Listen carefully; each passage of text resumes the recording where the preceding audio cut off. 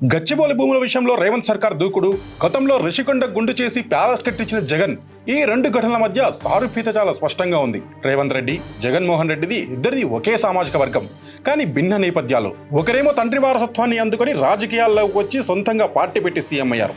మరొకరేమో టీడీపీలో సుదీర్ఘ అనుబంధం ఉండి తప్పనిసరి పరిస్థితుల్లో కాంగ్రెస్లో చేరి ఆ పార్టీని అధికారంలోకి తీసుకొచ్చి ముఖ్యమంత్రి పీఠం ఎక్కారు.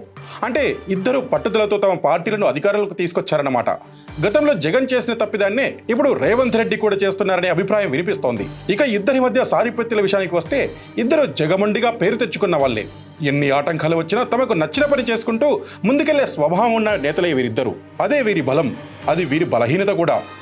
గచ్చిబౌలి భూముల వ్యవహారం తెలంగాణ వ్యాప్తంగా దుమారం రేపుతున్న వేళ రేవంత్ రెడ్డి చేస్తున్న పని జగన్ను గుర్తుకు తెచ్చింది. జగన్ అధికారంలో ఉన్నప్పుడు 3 రాజధానుల ప్రతిపాదన తీసుకొచ్చి విశాఖపట్నాన్ని ఎగ్జిక్యూటివ్ క్యాపిటల్గా ప్రకటించిన సంగతి తెలిసిందే. మరోసారి అధికారంలోకి వస్తే విశాఖ నుంచే పాలన వ్యవహారాలు చక్కబెట్టాలని జగన్ భావించారని, అందుకే ఋషికొండపై ప్యాలెస్లు నిర్మించారని చెబుతుంటారు.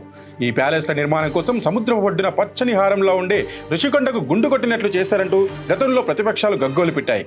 ఋషికొండ ప్యాలెస్ వ్యవహారం ఎన్నికల ప్రచారంలో టీడీపీకి, కూటమికి ఒక అస్త్రంలో పనికొచ్చింది. ఈ వ్యవహారం వైసీపీని ఇరుకున పెట్టేసింది. విశాఖపట్నంతో పాటు ఉత్తరాంధ్రలో వైసీపీకి కోలుకోలేని దెబ్బ తగిలింది. ఇప్పుడు గచ్చిబౌలి భూముల వ్యవహారంలోనూ రేవంత్ రెడ్డి సర్కారు పట్ల జనంలో వ్యతిరేకత కనిపిస్తోంది. న్యూట్రల్గా ఉండేవారు సైతం సోషల్ మీడియాలో ఈ విషయంపై గలం విప్పుతున్నారు. ఇక బీఆర్ఎస్, బీజేపీ సంగతి చెప్పనక్కర్లేదు.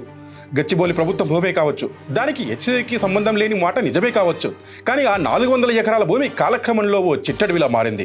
ఈ చిట్టడవిలో రకరకాల చెట్లు, పక్షులు, వన్యప్రాణులు ఉన్న వీడియోలు సోషల్ మీడియాలో వైరల్ అవుతున్నాయి. అక్కడ నీటి వనరులు కూడా ఉన్నట్లు వీడియోలను బట్టి తెలుస్తోంది. జేసీబీలు చదును చేస్తున్నప్పుడు నెమళ్లు రోధిస్తున్న వీడియోలు వైరల్గా మారాయి. గతంలో రిషికొండ విషయంలో జగన్ చేసిన తప్పే గచ్చిబౌలి విషయంలో రేవంత్ రెడ్డి కూడా చేస్తున్నారని, ఆయన కూడా ప్రకృతి విధ్వంసానికి పాల్పడుతున్నారనే అభిప్రాయాన్ని నెటిజన్లు వ్యక్తం చేస్తున్నారు.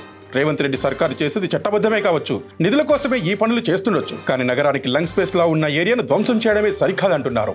గతంలో ఇదే విధంగా రిషికొండ చేసిన జగన్మోహన్ రెడ్డికి, ఇప్పుడు అడవిని నాశనం చేసిన రేవంత్ రెడ్డికి పెద్ద తేడా ఏముందంటూ నెటిజన్లు వాపోతున్నారు.